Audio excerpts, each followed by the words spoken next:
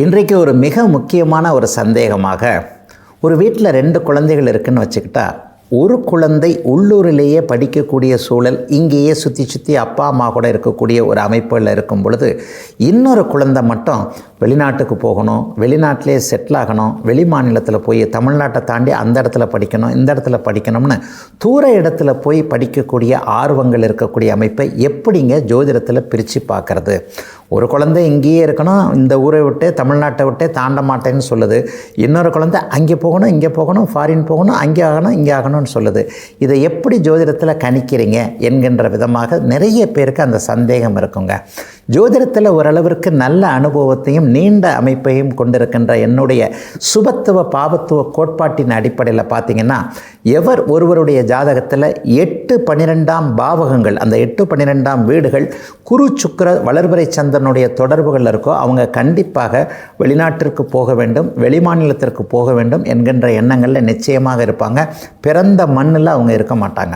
இந்த 8-12 பாவகங்களுடைய 8-12ஆம் இடங்களுடைய சுபத்தன்மை ஒரே மாதிரியான பரிபூர்ண சுபத்தன்மையோடு இருந்தால் கண்டிப்பாக அவங்க வெளிநாட்டில் போய் செட்டில் ஆவாங்க. அதற்கான எண்ணங்கள் அவங்களுக்கு சின்ன வயசுலேயே வந்துடும். ஒருவேளை 8-12ஆம் இடங்களில் குருச்சுக்கரன் மட்டும் இருக்கிறாங்க, அவங்க சிறு வயதில் காலேஜ் பருவத்திலேயே வெளிநாட்டில் போய் செட்டில் ஆகி அங்கேயே இருக்கக்கூடிய தன்மைகள் இருக்கும். 8-12ஆம் இடத்துல குருவும் சுக்கிரனும் இருந்தாலும் கூட சனியின் செவ்வாயின் தொடர்புகள், ராகுவுடைய தொடர்புகள் என்கின்ற பாபத் தொடர்புகள் என்கின்ற சுபத்துவ பாபத்துவ கலப்புகளுக்கு ஏற்ப வெளிநாட்டிற்கு போகாமல் வெளி மாநிலத்திற்கு போய் பிழைக்கக்கூடிய அமைப்புகள் நிச்சயமாக உண்டுங்க. இந்த பாவக சுபத்துவத்தில் இந்த அமைப்பை நீங்கள் இப்போது இருக்கக்கூடிய இந்த விரும்பக்கூடிய குழந்தைகள் ஜாதகத்தில் கூட பார்க்க வேண்டாம். ஏற்கனவே ஒரு 10-20 வருஷமாக வெளிநாட்டில் போய் இருப்பாங்க இல்லையா, அந்த ஏற்கனவே வெளிநாட்டில் இருக்கக்கூடியவர்களுடைய எல்லோருடைய ஜாதகத்திலையும் பார்த்தீங்கன்னா 8ஆம் இடத்திலோ 12ஆம் இடத்துலையோ குரு சுக்கிரனுடைய தொடர்புகள் மற்றும் அந்த குரு சுக்கிரனுடைய இருப்பது தொடர்புன்றதை நான் பார்வைன்றத அளவில் சொல்கிறேன். 4ஆம் இடத்துல 8ஆம் இடத்துல 12ஆம் இடத்துல குரு இருந்தாலே அவர் பார்வையின் அடிப்படையில் 8-12 இடங்களை தொடர்பு கொள்வார்.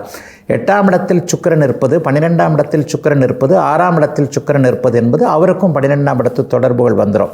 இந்த மாதிரியான நிலைமைகளில் தான் கண்டிப்பாக ஏற்கனவே வெளிநாட்டில் படிப்பிற்காக வேலைக்காக போய் செட்டிலாக இருக்கக்கூடியவங்களுடைய ஜாதகத்தில் 100% இது சரியாகவே இருக்குங்க. ஆக இன்றைய குழந்தைகள் எதை எதிர்பார்த்து அவங்க செயல்படுறாங்க என்பதை இந்த ஜாதக அமைப்பை வச்சே கணிச்சிடலாம்.